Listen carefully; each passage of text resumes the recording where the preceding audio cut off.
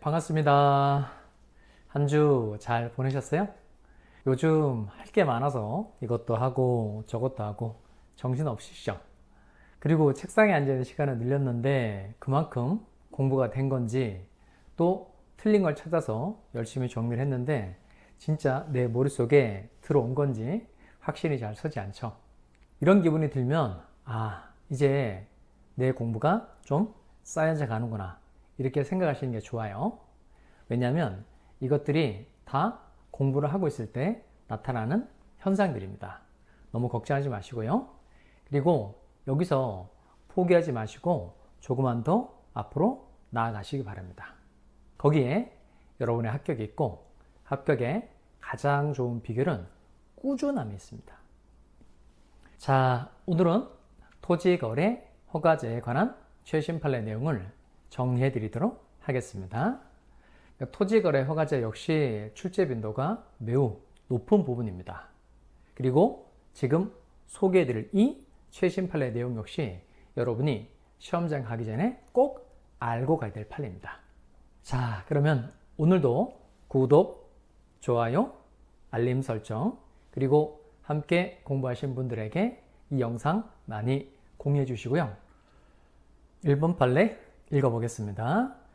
부동산 거래, 신고 등에 관한 법률상 토지거래 허가구역 내에 토지거래 계약이 유동적 무효인 상태에서 허가구역 지정이 해제된 경우 그 토지거래 계약은 확정적 유효로 된다.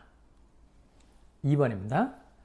처음부터 허가를 배제하거나 잠타르는 내용의 계약이 체결된 후 허가구역 지정이 해제된 경우에는 그 토지거래 계약은 여전히 확정적 무효이다. 두 판례가 비슷하면서 결론이 다르죠. 먼저 공통적인 부분은 토지거래 허가구역 지정이 해제가 됐다는 점은 같아요. 그런데 이 두 가지 판례의 결정력이 차이점이 어디에 있을까요? 1번 판례는 유동적 무효인 상태에서 허가구역 지정이 해제가 됐어요. 이때는 토지거래 계약이 확정적 유효가 된다는 겁니다. 그런데 2번 판례는 처음부터 허가를 배제하기로 하는 계약이었으니까 이 거래 계약은 처음부터 확정적 무효인 거예요. 따라서 이 경우에는 토지거래 허가구역 지정에서 해제가 되어도 확정적 유효로 되는 게 아니고 여전히 확정적 무효인 거예요. 비슷하지만 수험생이 시험에 났을 때 포인트를 정확하게 찾아야 실수하지 않는 판례라고 생각합니다. 자, 그러면 이 판례를 계기로 해서 토지거래 허가제 전반에 관한 내용을 한번 정리를 해 드리도록 하겠습니다. 먼저 타이틀을 좀 읽어보실까요? 토지거래 허가구역 내의 토지거래 계약. 자, 그럼 살고 있는 지역이 토지거래 허가구역 내인지 아닌지 궁금하시면 토지 이음 사이트가 있습니다. 거기에 가셔서 여러분이 살고 있는 주소를 입력을 하시면 그림이 이렇게 보여집니다. 그래서 빨간색으로 표시가 된 지역이 토지거래 허가구역 내 토지라는 뜻이에요. 자, 그러면 그림 볼까요? 토지 테두리가 빨간색으로 되어 있죠. 저건 토지거래 허가구역 내 토지라는 뜻입니다. 그러면 갑이 토지거래 허가구역 내 토지에 대해서 을과 매매 계약을 체결하고 을은 계약금을 지급한 겁니다. 그러면 토지거래 허가구역으로 지정한 이유는 뭐죠? 투기를 방지하기 위해서 허가구역으로 지정한 거죠. 그러면 거래 계약이 투기 우려가 있는지 없는지 반드시 관할관청에 뭘 받아야 돼요? 허가를 받아야 되죠. 허가. 그러면 관할관청에 허가를 받은 겁니다. 그러면 이 거래 계약은 확정적 유효로 되죠. 근데 투기 우려가 있다고 판단해서 불허가 처분이 내려진 겁니다. 그러면 이 거래 계약은 확정적으로 무효가 되는 겁니다. 그러면 계약을 체결한 시점부터 허가 여부가 결정될 때까지는 이 매매 계약은 유효가 될 수도 있고 무효가 될 수도 있고 정해져 있지 않는 거죠. 이런 걸 유동적 무효라고 표현합니다. 유효, 무효가 결정되지 않은 모든 법적 상태의 걸 유동적 무효 이렇게 표현합니다. 다만 주의해야 될 게 있어요. 토지거래 허가구역 내 토지거래 계약이 모두 다 유동적 부여가 되는 건 아닙니다. 반드시 허가를 전제로 체결한 거래 계약만 유동적 부여가 됩니다.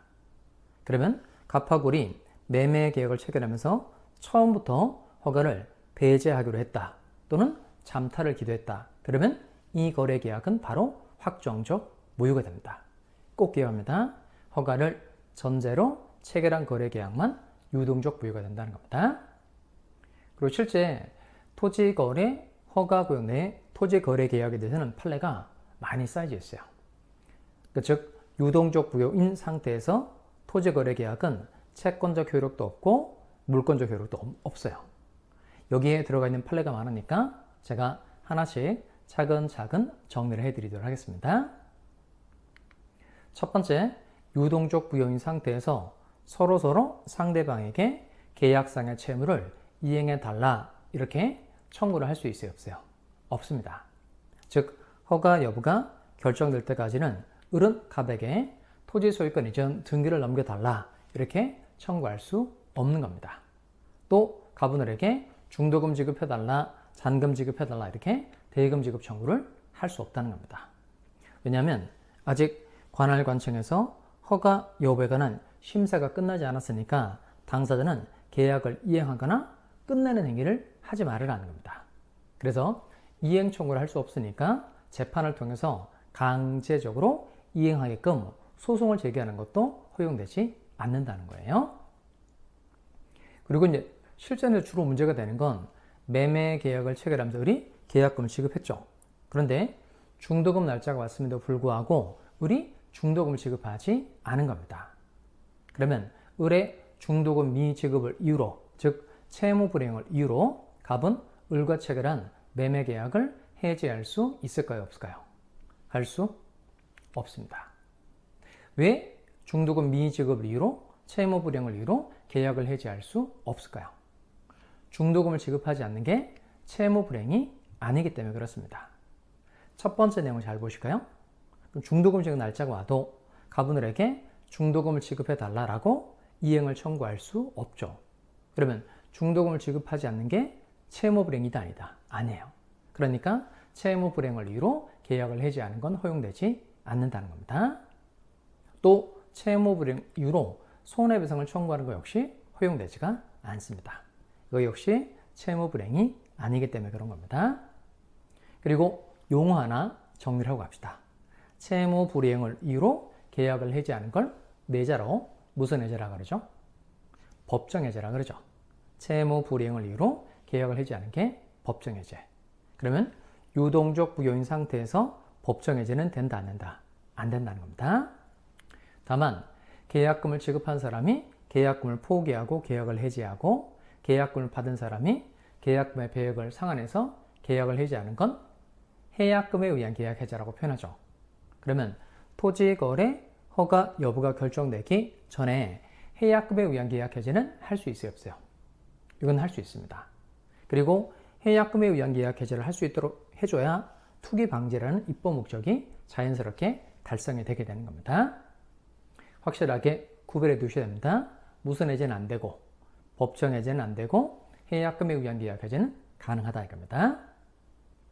자, 이번에는 을이 허가 여부가 결정되기 전에 자신이 지급한 계약금을 돌려달라. 계약금에 대한 부당액반환 청구를 할 수 있느냐?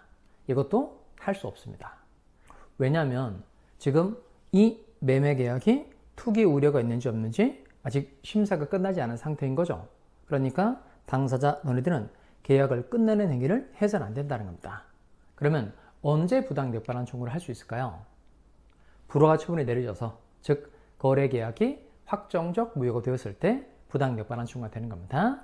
유동적 부여인 상태에서는 계약금에 대한 부당액반환 청구를 할 수 없고 확정적 무효가 되었을 때 부당액반환 청구를 할 수 있다는 겁니다. 자, 그리고 일체 다 허용되지 않는데 딱 하나 토지거래 허가 신청 절차에 협력할 의무는 존재한다는 겁니다. 그리고 협력 의무는 소구할 수 있죠. 소로서 구한다는 겁니다. 즉 재판을 통해서 강제적으로 이행하게끔 할 수 있다는 겁니다. 그리고 어느 일방이 협력을 이행하지 않았을 때 이를 이유로 과연 계약을 해지할 수 있겠느냐 이겁니다. 그러면 예를 들어서 갑쪽에서 허가 신청, 협력 의무 이행을 하지 않고 있는 겁니다. 그럼 을은 이를 이유로 계약을 과연 해지할 수 있겠느냐? 이거 할 수 없습니다. 할 수 없는 이유가 뭘까요? 협력 의무가 부수적 의무이기 때문에 그렇습니다. 부수적 의무 위반을 이유로 계약 전부를 해지하는 건 허용되지가 않아요. 다만 협력 의무 불이행을 이유로 손해배상은 얼마든지 청구할 수 있습니다. 자, 그러면 정리를 해보면 허가를 전제로 체결한 거래계약은 유동적 부여이고 유동적 부여일 때는 이행 청구, 강제 이행, 채무 불이행을 이유로 한 해제나 손해배상 청구, 부당력 반환 청구 모두 다 허용되지 않는다는 겁니다. 그리고 딱 하나 허가 신청에 서로서로 협력할 의무는 존재한다 이겁니다.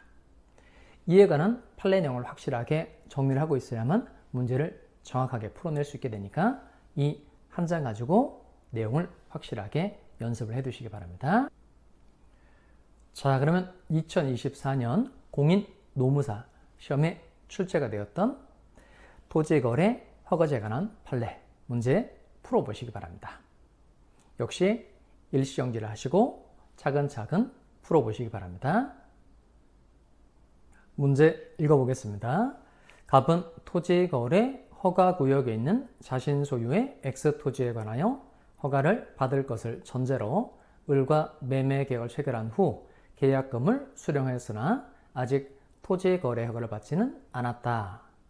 여기는 허가를 전제로 체결한 거래계약이니까 거래계약의 효력은 뭐가 될까요? 유동적 부여가 되죠. 이에 관한 설명으로 옳지 않은 것을 모두 고른 것은 하나씩 해결해 봅시다. 기업, 갑은 을에게 계약금의 배액을 상환하면서 매매계약을 해지할 수 있다. 일단 이 지문은 어떤 해지에 관한 내용이죠? 계약금을 준 사람이 계약금 포기하고 계약을 해지하고 계약금을 받은 사람이 계약금의 배액을 상환해서 계약을 해지하는 건 해약금에 의한 계약 해지라고 하죠. 따라서 유동적 부여인 상태에서 해약금에 의한 계약 해지는 할 수 있어요, 없어요? 할 수 있습니다. 즉 채무 불이행을 이유로 계약을 해지하는 건 안 되지만 해약금에 의한 계약 해지는 가능하죠. 그 다음에 니은번에 갑시다. 갑이 허가 신청 절차에 협력하지 않은 경우 을은 갑의 채무 불이행을 이유로 하여 매매 계약을 해지할 수 있다. 이건 허용되지가 않습니다. 왜냐하면 협력 의무는 주된 의무예요, 부수적 의무예요? 부수적 의무죠. 따라서 부수적 의무 위반을 이유로 계약 전부를 해지하는 건 허용되지가 않습니다. 그리고 D급반에 갈까요? 을은 부당이득 반환 청구권을 행사하여 갑에게 계약금의 반환을 청구할 수 있다. 이거 안 되죠. 왜 안 될까요?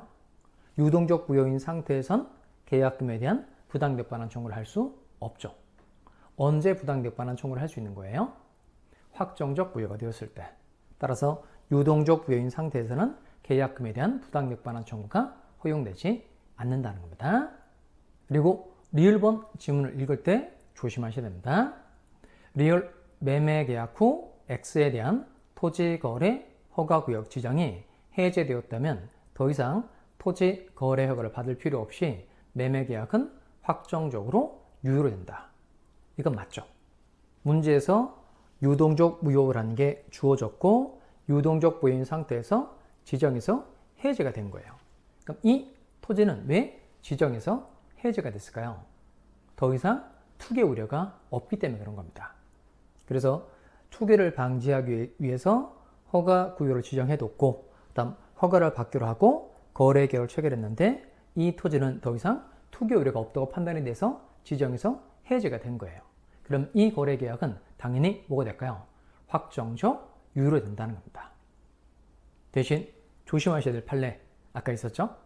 처음부터 허가를 배제하거나 잠탈하는 내용의 계약이 체결된 후에 토지거래 허가구역 지정이 해제가 되었다면 여전히 확정적 무효가 된다는 겁니다.